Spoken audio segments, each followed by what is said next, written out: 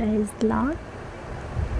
దేవుని పేరిట నా హృదయపూర్వక వందనాలు.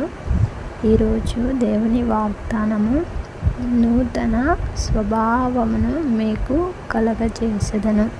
యెహెజ్కేలు గ్రంథం 36వ అధ్యాయం 26వ వచనం. మొదటిగా స్వభావము అనగా బుద్ధి, మంచి బుద్ధి. మంచి బుద్ధి ఎంతమందికి ఉంటుంది?